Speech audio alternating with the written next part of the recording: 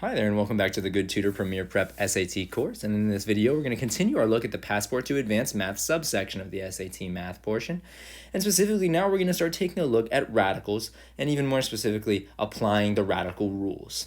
Now the examples that you'll see here with each of these radical rules are a little bit simpler whole numbers to show how to use each of the radical rules, but these rules will continue to apply even when you work with more advanced numbers and terms as you continue on in your practice.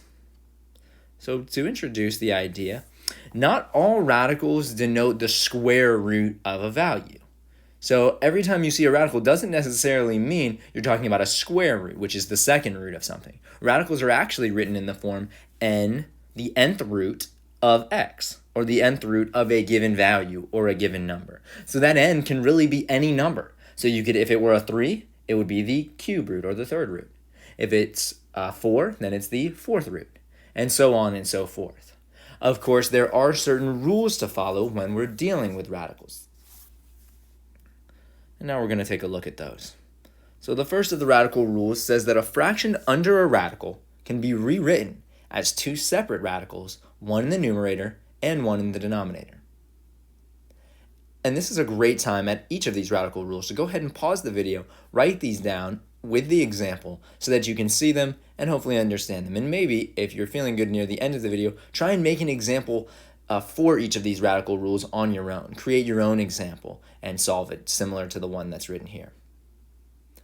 So to go over this example, we see that we have the square root, and typically that's a good rule of thumb, is that if you see a radical and there's no number in that n position that we just discussed, it's wise to assume that it's just a square root or a second root problem. So in this case, we have the square root of 9 over 16. Now, again, according to the rule, we can rewrite this radical, or this fraction, as the square root of 9 over the square root of 16. And of course, we know that the square root of 9 is 3, and the square root of 16 is 4, leaving our final fraction as 3/4.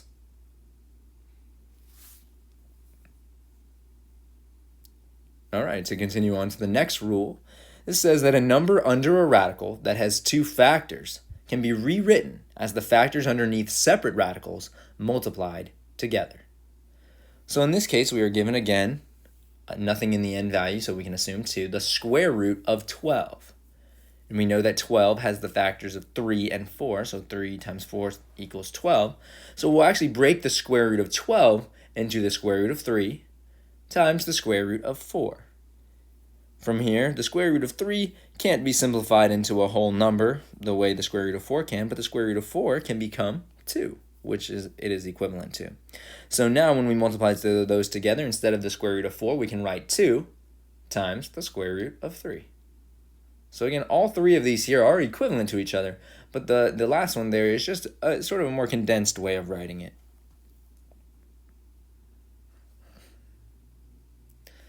All right. The next radical rule says that a radical can be rewritten as a fractional exponent. In this case, we don't have the square root, but rather the cube root of 8. And now we're going to rewrite that as 8 to the power of 1/3. And this one actually takes on a pretty unique rule, and a rule actually even outside of the one written here.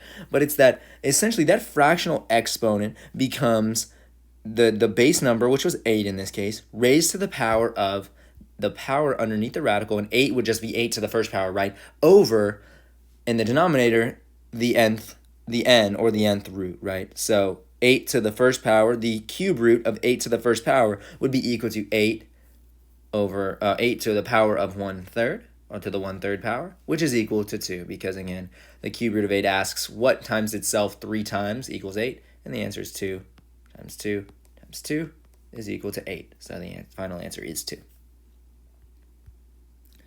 All right. The next radical rule says that when a number is squared, the starting number can be positive or negative, but a square root can only be positive.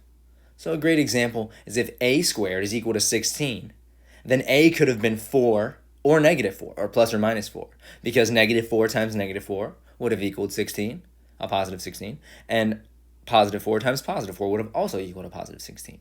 However, if you're asked the square root of 16, the answer can only be 4, not negative 4. So this is just a rule you have to write down and remember. All right, and if we move to the next radical rule, and our last one that we'll view in this video, this rule says that the cube roots of negative numbers are always negative. Again, we use our example of 8. Negative 8, the cube root of negative 8 will always be a negative 2. Because there's no way a positive 2 could ever multiply by itself 3 times to get negative 8. Again, so the only way to get to that negative value from a cube root like that is to have started with a negative value. So that's why the cube roots of negative numbers will always be negative. Again, just make sure you have all these written down and that you study them, because they really will help you on test day to know these as you get to more advanced problems on the test. All right, and that is it for this video. And the next video, we'll begin our look at polynomials and working with polynomials.